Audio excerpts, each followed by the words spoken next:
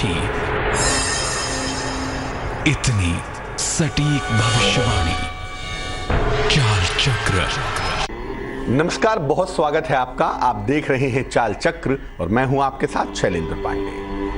विवाह का जीवन शुरू तो प्रेम से होता है और कामना भी यही की जाती है कि वैवाहिक जीवन में प्रेम बना रहे और पति पत्नी एक साथ प्रेम का जीवन जिए, एक साथ मंदिर जाएं, ईश्वर के दरवाजे पर जाएं। लेकिन कभी कभी पति पत्नी अकेले कोर्ट के रूम तक पहुंच जाते हैं और कोर्ट के रूम तक जब पहुंच जाते हैं, मुकदमे की जब शुरुआत हो जाती है, तो जिस वैवाहिक जीवन की शुरुआत प्रेम से होती है वो बहस में, विवादों में, मुकदमे में बदल जाती है।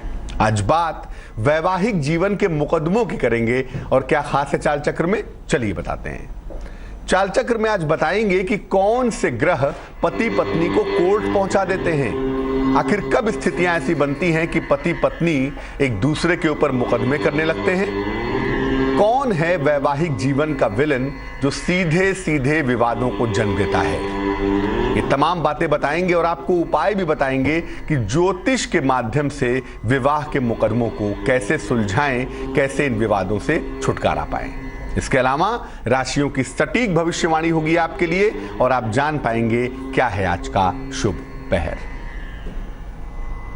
तो बात वैवाहिक जीवन के मुकदमों की करेंगे कि विवाह के मामलों में कब मुकदमे शामिल हो जाते हैं, गलती किसकी होती है और किसकी गलती से कैसे परिणाम होते हैं। लेकिन सबसे पहले जानेंगे आज का पंचांग। आज तिथि है माघ शुक्ल पक्ष की सप्तमी तिथि। नक्षत्र है आज का अश्विनी नक्षत्र। चंद्रमा मेष राशि में संचरण करेंगे आज। राहु काल का जो समय होगा ये होगा सुबह के 10:30 से 12 बजे तक, जो अभी कुछ क्षणों में शुरू होने वाला है। और दिशाशूल की दिशा होगी पश्चिम दिशा। पश्चिम दिशा की तरफ यात्रा न करें, लेकिन अगर यात्रा करना जरूरी है, मजबूरी है, तो ऐसी दशा में जरा सा दही खाकर यात्रा करिएगा तो मुश्किल से बचे रहेंगे। सबसे पहले ये जानते हैं कि वैवाहिक जीवन में कब मुकदमेबाजी की नौबत आ जाती है। वैवाहिक जीवन में कब मुकदमे शुरू हो जाते हैं और कब पति पत्नी के बीच में विवादों की स्थितियां बन जाती हैं। देखिए, वैवाहिक जीवन में जो खराबी है, जो डिस्टर्बेंस है, उसकी शुरुआत होती है शुक्र या बृहस्पति की गड़बड़ी से। पुरुष की कुंडली का बृहस्पति उसकी पत्नी को रिप्रेजेंट करता है और पत्नी की कुंडली का शुक्र उसके पति को रिप्रेजेंट करता है। और दोनों के मैरिटल लाइफ को, दोनों के वैवाहिक जीवन को जो ग्रह बताता है वो एक ग्रह है शुक्र। यानी शुक्र और बृहस्पति दोनों जो आचार्य हैं, दोनों जो गुरु हैं, दोनों की बड़ी भारी भूमिका होती है। इसमें से अगर एक भी गड़बड़ हो गया तो वैवाहिक जीवन में दिक्कतें शुरू हो जाती हैं। शुक्र को कलत्र कारक मानते हैं, इसलिए शुक्र वैवाहिक जीवन को सर्वाधिक प्रभावित करता है। प्रेम का मालिक है, आनंद का मालिक है, जीवन में भावनाओं का मालिक है, इमोशन का स्वामी है और वैवाहिक जीवन में हार्मनी प्रोड्यूस करता है, प्रोवाइड करता है। इसीलिए शुक्र वैवाहिक जीवन को सर्वाधिक प्रभावित करता है। शुक्र जरा भी गड़बड़ हो जाए, वैवाहिक जीवन की ऐसी तैसी हो जाती है।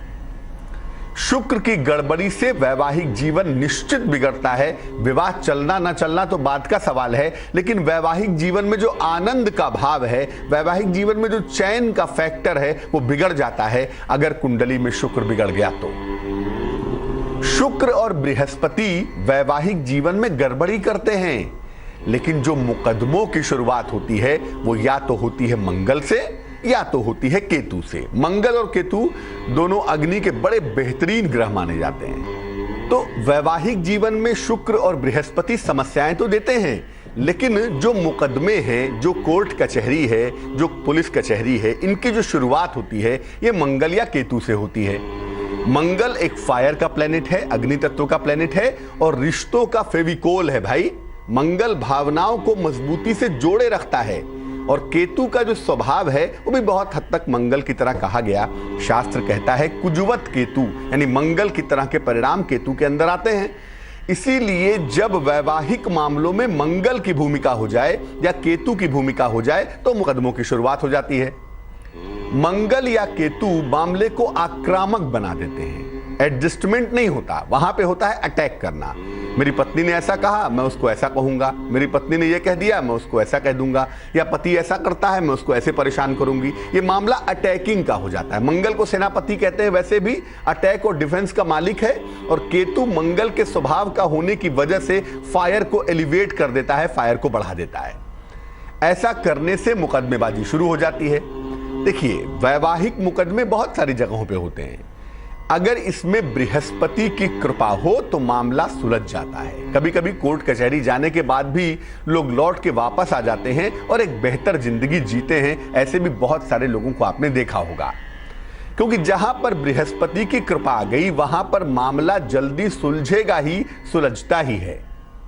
लेकिन अगर शनि का प्रभाव आ गया उसमें, तो यह मुकदमा चलता ही जाता है, मुकदमा खत्म नहीं होता। न लड़के का समाधान होता है, न लड़की का समाधान होता है। दोनों अलग अलग एक दूसरे पे मुकदमा किए रहते हैं। अविवाहित और विवाहित के बीच की स्थितियां बनी रहती हैं।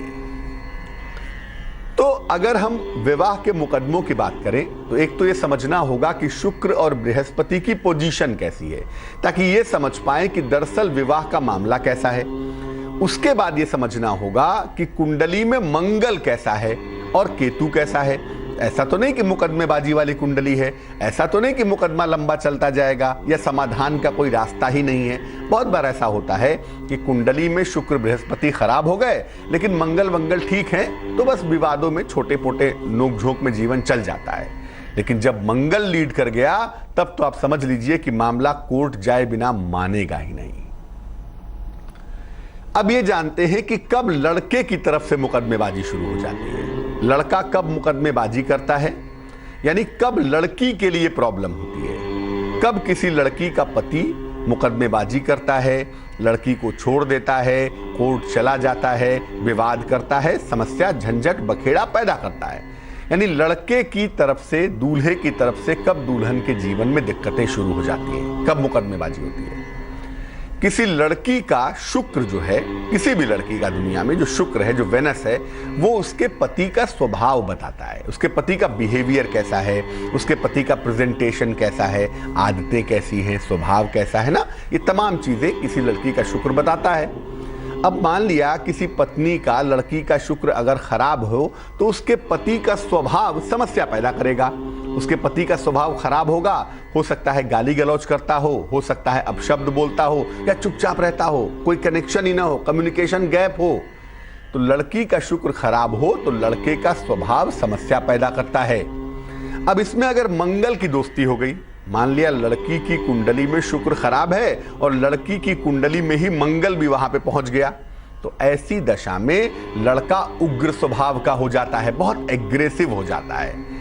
क्रोध में आके गाली गलौज करना, अपनी पत्नी को मारना पीटना, उसके घर वालों को उल्टी सीधी बातें कहना, पत्नी के ऊपर जरूरत से ज्यादा शासन करना। मतलब जो सेनापति के गुण हैं वो पत्नी पे ही दिखाने हैं। ये टेंडेंसी आ जाती है ऐसी महिलाओं के पति के अंदर। और ऐसी महिलाएं जिनका शुक्र खराब हो, मंगल का प्रभाव हो, ऐसी महिलाओं के जो पति होते हैं वो अपनी जिम्मेदारियों से भागना चाहते हैं। बच्चा हो गया देखेंगे नहीं, डिलीवरी के लिए पैसे नहीं देंगे, दवाइयों के लिए पत्नी का ध्यान नहीं रखेंगे, पत्नी बीमार है पूछेंगे भी नहीं कि क्या तकलीफ है। यानी अपनी जिम्मेदारियों से भागते रहते हैं, भागना चाहते हैं और विवाह संबंधों में समस्या पैदा करते हैं। अब इसमें एक बात और भी समझना होगा कि अगर जो लड़का है उसकी कुंडली भी अगर हम देखें, उसकी कुंडली में शुक्र खराब हो गया, लड़की में तो खैर जो खराब हुआ वो बता दिया, लेकिन अगर लड़के की कुंडली में शुक्र खराब हो गया तो वो रिश्तों में ईमानदार नहीं रहता। उसके कहीं और चक्करबाजियां हो सकती है, हो सकता है कहीं और एक्स्ट्रा मैरिटल अफेयर हो, विवाह के बाद उसे कहीं और प्रेम हो गया हो या कहीं और आकर्षण हो गया हो। ऐसी दशा में भी लड़का मुकदमेबाजी की तरफ चला जाता है। वो अपनी पत्नी से कहता है कि देखो भाई मैं तुम्हारी जिम्मेदारी नहीं उठा सकता, या लड़के का स्वभाव बड़ा बुरा होता है, कहता है निकल जाओ मेरे घर से, नहीं रहना है तुम्हें मेरे साथ। और या कहीं एक्स्ट्रा मैरिटल अफेयर हो गया तो कहता है कि मुझे दूसरी शादी करनी है, मुझे तुम्हारे साथ तो नहीं रहना है। ऐसी दशा में लड़का मुकदमा कर देता है अपनी पत्नी के ऊपर और मुकदमे में कहता है कि मेरी पत्नी का चरित्र ठीक नहीं है, मेरी पत्नी को प्रॉब्लम है कोई शारीरिक, या मेरी पत्नी का व्यवहार अच्छा नहीं है, जो भी तमाम कारण हो, डिजर्शन के कारण हो, क्रूएल्टी के कारण हो, बहुत सारे ग्राउंड हैं उसके। तो लड़का मुकदमा कर देता है, लेकिन इसके पीछे जो मुख्य भूमिका होती है वो लड़की की कुंडली के शुक्र की होती है।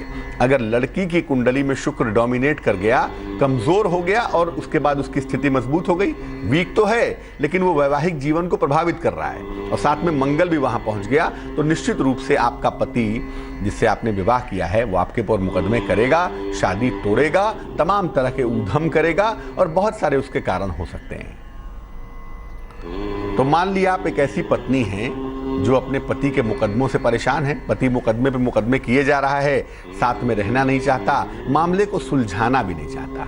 बहुत सारी लड़कियां चाहती हैं कि मामला सुलझे तो हम जिंदगी में कुछ और आगे देखें, लेकिन लड़का इतना दुष्ट है कि वो सुलझाना चाहता ही नहीं है मामले को। मुकदमा चल रहा है, चलने दो, परेशान होने दो।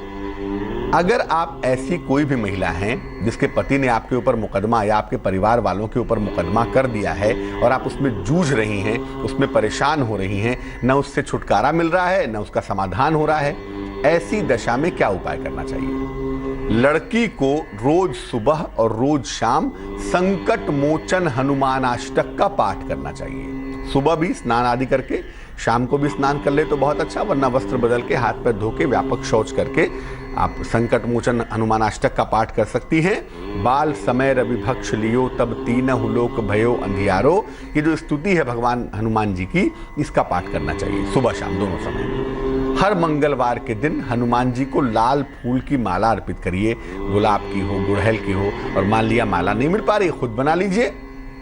तो हर मंगलवार को हनुमान जी को लाल फूल की माला भी अर्पित करिए सुबह सुबह के समय। अगर उनके मंदिर जाके अर्पित करें तो बहुत अच्छा है, नहीं तो अपने घर पे अर्पित करिए। लाल चंदन का तिलक, लाल चंदन का पाउडर बाजार में मिलता है, वो ले आएं, नहीं तो लाल चंदन की लकड़ी ले आएं, घिस करके उसका जब निकल जाए चंदन तो वो अपने कंठ पर लगाएं। याद रखिए, महिलाएं माथे पे नहीं लगाएंगी, आपको वैवाहिक मुकदमों से छुटकारा चाहिए, इसलिए आप लाल चंदन का तिलक माथे पे नहीं लगाएंगी, अपने कंठ पर लगाएंगी। ठीक है ना? सलाह ले लें किसी विद्वान ज्योतिषी से और एक ओपल या मोती पहन लें, जरा जल तत्व को मजबूत कर लें। और जल तत्व को मजबूत करने से क्या होगा कि जो आपके पति ने मुकदमा किया है या तो उसमें समझौता हो जाएगा या तो मामला सुलझ जाएगा, निपट जाएगा। तो एक ओपल या मोती जो भी आपके लिए सूटेबल होगा, आपके ज्योतिषी आपको बता देंगे, वो धारण कर लीजिए। ऐसा करने से अगर आप किसी मुकदमे में फंसी हुई हैं, आपके पति ने कोई मुकदमा कर दिया है, सुलह करना नहीं चाहते, मामले को सुलझाना नहीं चाहते, तो ऐसी दशा में ये उपाय आपके लिए बेहद कारगर होंगे। अब ऐसा नहीं है कि केवल लड़के ही परेशान करते हैं लड़कियों को या केवल लड़के ही मुकदमा कर देते हैं, लड़कियां तो और भी भयंकर मुकदमे करती हैं। वैसे जो लॉ का साइड है, चूंकि महिलाओं का जो ग्रुप है, अमूमन महिलाओं को परेशानियां ज़्यादा होती हैं, महिलाओं का शोषण ज़्यादा होता है इस समाज में, इसलिए कानून ये चाहता है कि भाई महिलाओं की रक्षा थोड़ी ज़्यादा की जाए, महिलाओं को थोड़ा सा प्रोटेक्ट किया जाए।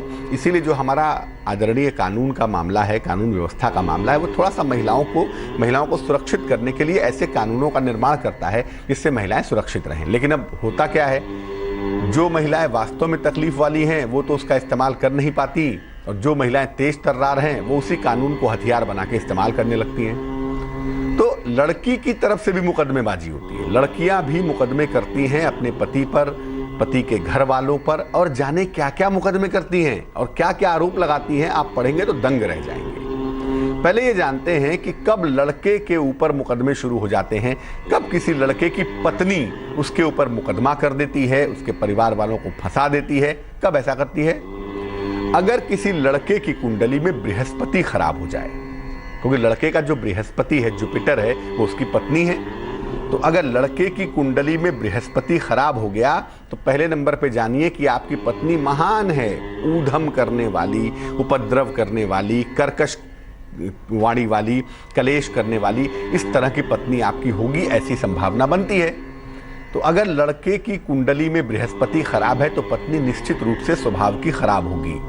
और अगर उसमें मंगल और केतु की स्थिति भी ठीक नहीं है लड़के की कुंडली में, तो निश्चित रूप से मुकदमेबाजी होगी, आज नहीं तो कल होना जरूर है।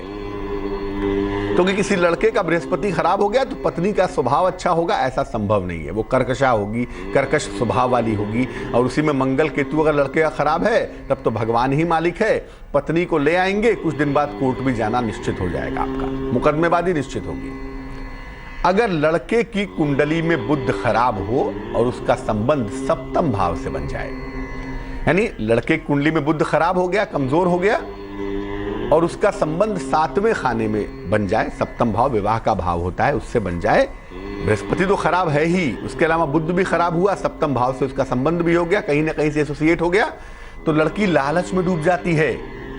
उसका विवाह तोड़ने का उद्देश्य सिर्फ लालच होता है। पैसे के चक्कर में मुकदमेबाजी शुरू हो जाती है, और जब बात होती है कि भाई सुलह समझौता करके मामला खत्म करो, ऐसी डिमांड करेगी कि आप समझ ही नहीं पाएंगे कहें क्या। कहेगी 500 करोड़ चाहिए, 150 करोड़ चाहिए, ऐसा करो मैं समझौता कर लूंगी, फ्लैट मेरे नाम कर दो, ऐसा करो अपने माता पिता को छोड़ दो और फ्लैट लेके मेरे साथ रहो। ऐसी उल्टी सीधी डिमांड करती हैं लड़कियां कि आप दंग रह जाएंगे। पैसे के चक्कर में 100 करोड़, 10 करोड़, ऐसा एलिमनी मांगती हैं, ऐसा कंपनसेशन मांगती हैं सुलह के लिए कि बस कुछ नहीं कह सकते। पैसे के चक्कर में मुकदमेबाजी शुरू हो जाती है। लड़के की कुंडली में चंद्रमा खराब हो तो बिना कारण के मुकदमेबाजी हो जाती है। बृहस्पति खराब है, साथ ही साथ चंद्रमा भी खराब है, तो बिना कारण के मुकदमेबाजी होती है। जो उसकी पत्नी है वो अपने मायके गई, फिर कभी लौट के ही नहीं आई। कारण क्या था, क्यों नहीं आई, क्या बात है, समझना ही नहीं है। आना ही नहीं तो आना ही नहीं है। डिवोर्स भी नहीं देंगे, साथ में भी नहीं रहेंगे। या चंद्रमा खराब हो जाए तो पत्नी मुकदमा लड़ती है, मैं तुम्हें भी जेल भिजवाऊंगी, तुम्हारे घर वालों को भी जेल भिजवाऊंगी। एक टेंडेंसी पैदा हो जाती है दूसरों को परेशान करने की। वो टेंडेंसी भी कभी कभी यहां आ जाती है और बिना कारण के मुकदमेबाजी शुरू हो जाती है। मान लिया कि आप ऐसे पति हैं जो अपनी पत्नी के मुकदमेबाजी से परेशान हैं। Dowry probation, domestic violence, maintenance, compensation, threatening, तमाम तरह के बेहतरीन मुकदमे आपके ऊपर लगे हुए हैं। कैसे इस मामले को सुलझाएं? या तो सुलह हो जाए या तो मामला सुलझ जाए कम से कम। क्या करें ऐसा? लड़के को अधिक से अधिक भगवान शिव की उपासना करनी चाहिए। देवाधिदेव महादेव ही आपकी रक्षा कर सकेंगे ऐसे मामलों में, और कोई सलूशन है ही नहीं इसका। तो लड़के को अधिक से अधिक भगवान शिव की उपासना करनी चाहिए। रोज सुबह और रोज शाम को नमः शिवाय का जप करना चाहिए। ओम नहीं लगाएंगे, नमः शिवाय का जप करेंगे सुबह शाम 108 बार कम से कम, और ज्यादा चाहें और ज्यादा जप ले, लेकिन कम से कम नमः शिवाय 108 बार सुबह, 108 बार शाम को तो जपेंगे ही। हर शुक्रवार को सफेद मिठाई का दान करेंगे। बर्फी है, पेड़ा है, बताशा है, खीर है, कोई भी चीज हो, हर शुक्रवार को सफेद मिठाई का दान किसी निर्धन व्यक्ति को कर दें, मंदिर में दे आ जाएं, किसी गाय को खिला दें, जैसा भी आपको ठीक लगे। शुक्रवार के दिन सफेद मिठाई का दान करें। और चमकदार सफेद रंग का रुमाल अपने साथ में रखें। ब्राइट व्हाइट कलर का रुमाल अपनी जेब में रखना शुरू करें, इससे आपको लाभ होगा। हीरा भूल कर भी मत पहनिए। अगर आप पति हैं और आपकी पत्नी ने आपके ऊपर मुकदमा किया है, कोर्ट में एक दूसरे को देख रहे हैं, न्यायालय जा रहे हैं, बवाल चल रहा है, तो प्रभु पतिदेव से निवेदन है कि हीरा ना पहने, वरना तो ये मुकदमा कभी खत्म नहीं होगा।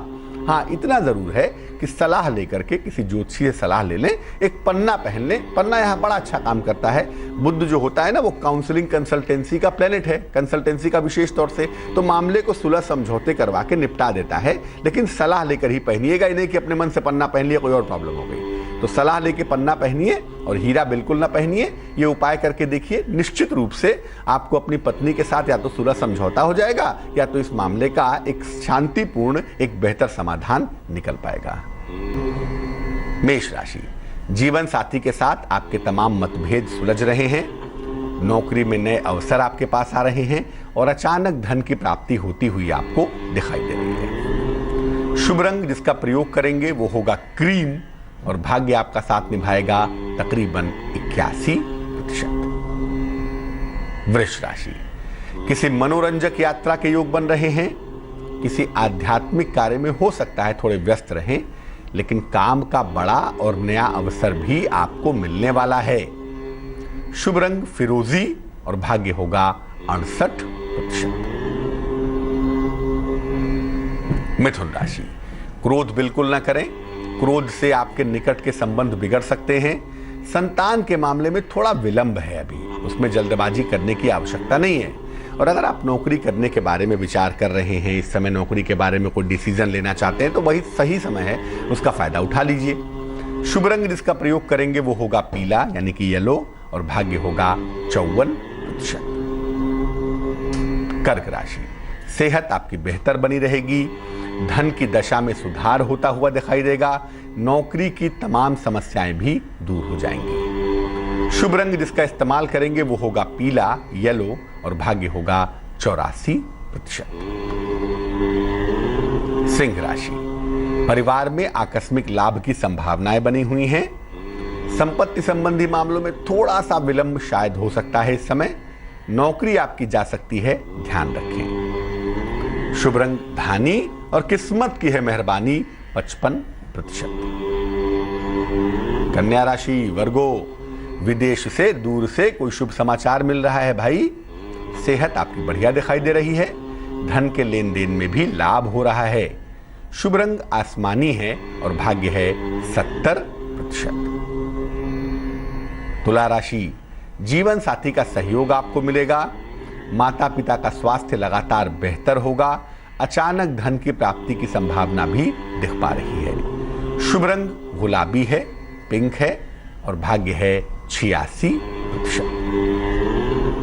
वृश्चिक राशि, जीवन साथी का सहयोग मिलता हुआ दिखाई देगा। धन और उपहार की प्राप्ति होगी। परिवार में मंगल कार्य होने की संभावना भी दिख पा रही है। शुभ रंग नीला होगा, ब्लू होगा, और भाग्य होगा 91%। धनु राशि, धन, सम्मान, उपहार की प्राप्ति हो रही है। करियर में लाभ के योग बन रहे हैं। अगर अविवाहित हैं तो आपका विवाह तय हो जाएगा। शुभ रंग भूरा यानी कि ब्राउन, और भाग्य होगा 77%। मकर राशि, परिवार में किसी विवाद की नौबत ना आ जाए, ध्यान रखें। लंबी यात्रा भी ना करें। सेहत का बहुत ध्यान रखें, सेहत कहीं बिगड़ ना जाए। शुभ रंग हरा है, ग्रीन है, और भाग्य है 44%। कुंभ राशि, जीवन में प्रेम की शुरुआत के संकेत हैं। नौकरी में प्रमोशन के योग बने हुए हैं। संतान का सहयोग मिलता हुआ भी दिखाई दे रहा है। शुभ रंग पीला है और भाग्य है 83%। मीन राशि, मुकदमों में विजय मिलने की संभावना है। परिवार की समस्या में सुधार होना है, लेकिन धन का मामला बहुत अच्छा है। धन आज आपको आसानी से मिल पाएगा। शुभ रंग नारंगी होगा और भाग्य होगा 88%। एक दर्शक जुड़ रही हैं हमारे साथ, रांची से सरोज हैं, उनसे बात करते हैं। सरोज जी बताइए। सर बाबा, थोड़ा सा मेरा हस्बैंड का हृदयानंद तिवारी नाम है बाबा।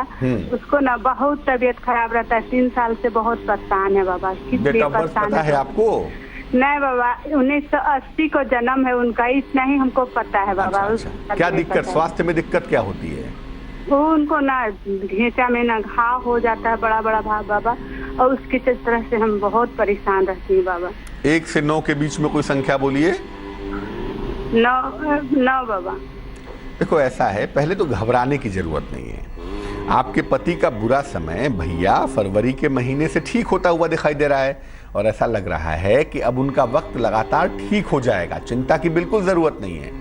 1 आध महीने अभी और लग सकते हैं, बट इनका समय फरवरी से ठीक होना शुरू हो चुका है। आप बिल्कुल ना घबराएं।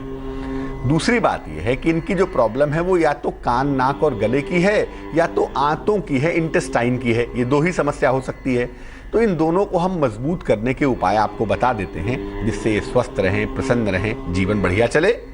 अपने पति को एक ओपल नाम का रत्न, वजन में 8-10 रत्ती, 10 रत्ती से ज्यादा नहीं, 8-10 रत्ती का एक ओपल चांदी की अंगूठी में सीधे हाथ की तर्जनी उंगली में शुक्रवार की शाम को पहना दें। एक तो अपने पति को ओपल पहना दें। दूसरा, अगर ये खुद करें उपाय तो बहुत अच्छा, वरना आप इनकी पत्नी हैं, सुबह शाम इनके लिए बोल बोल कर, गा गा कर हनुमान चालीसा का पाठ कीजिए, उससे लाभ होगा। और इनके नाम से हर मंगलवार को हनुमान जी को लाल फूल चढ़ाइए।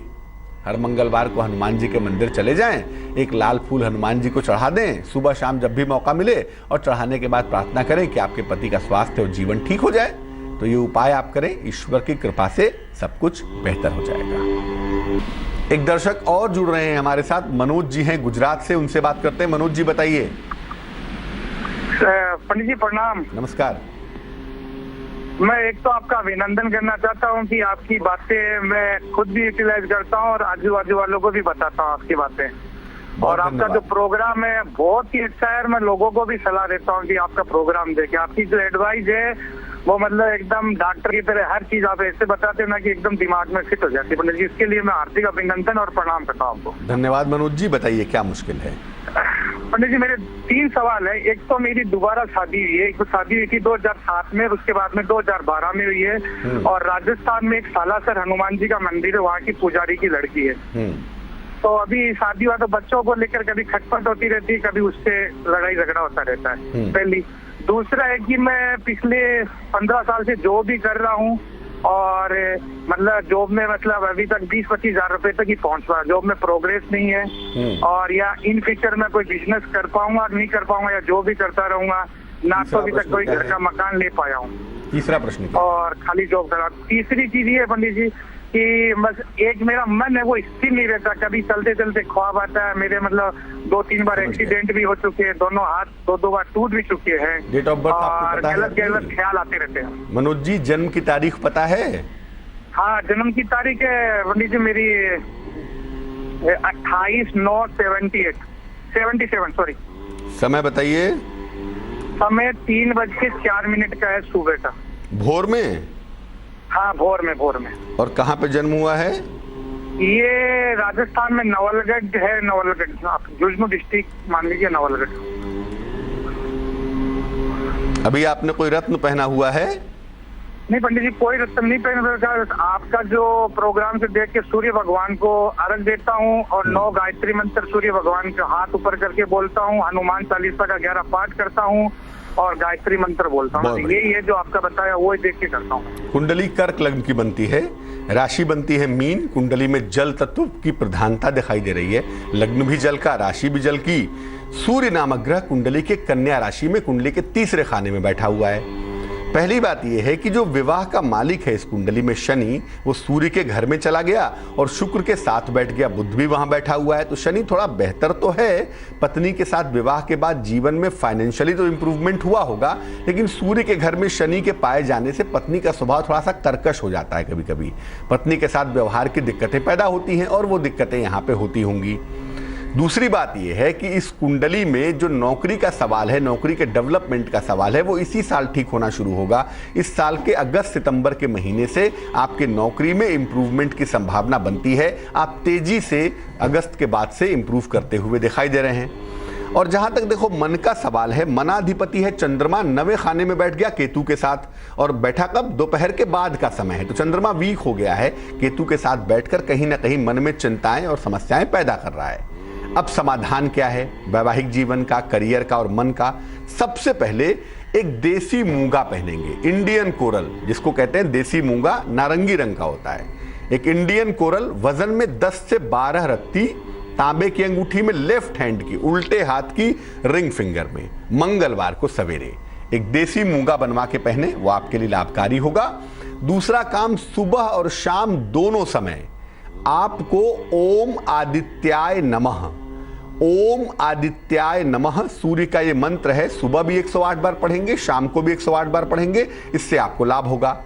और तीसरा काम करें, महीने में 2 एकादशी आती है, दोनों एकादशी का उपवास रखें। उस दिन केवल जल और फल का सेवन करें, उससे भी आपकी मन स्थिति, आपका स्वास्थ्य, आपके पारिवारिक जीवन की तमाम समस्याएं दूर हो जाएंगी। तो आज हमने पति पत्नी के मुकदमेबाजी की बात की। आपको बता दूं, अगर पति पत्नी हर शुक्रवार के दिन एक साथ भगवान शिव की पूजा करें, ज्यादा नहीं, शिव चालीसा पढ़ लें, भगवान शिव की आरती कर लें, उन्हें सफेद फूल ही चढ़ा दें। अगर कोई भी पति पत्नी एक साथ शुक्रवार के दिन भगवान शिव की पूजा करें, वैवाहिक जीवन में समस्या आने का सवाल ही पैदा नहीं होता। चलिए अब जान लेते हैं क्या है आज का शुभ पहर। आज का शुभ पहर है शाम को 7:30 से रात के 9 बजे तक। इस समय में मां लक्ष्मी को मिश्री का भोग लगाइए और मिश्री को स्वयं प्रसाद के रूप में ग्रहण करें, औरों को भी दें। ऐसा करने से आपको आकस्मिक रूप से धन का लाभ होगा, आकस्मिक रूप से फाइनेंशियल फायदा होता हुआ दिखाई देगा। लेकिन करेंगे शुभ पहर में शाम को 7:30 से रात के 9 बजे तक। तो आज के लिए चाल चक्र में बस इतना ही। मुझे दीजिए इजाजत। आगे देखिए रिश्तों की कहानी संजय सिन्हा के साथ। नमस्कार।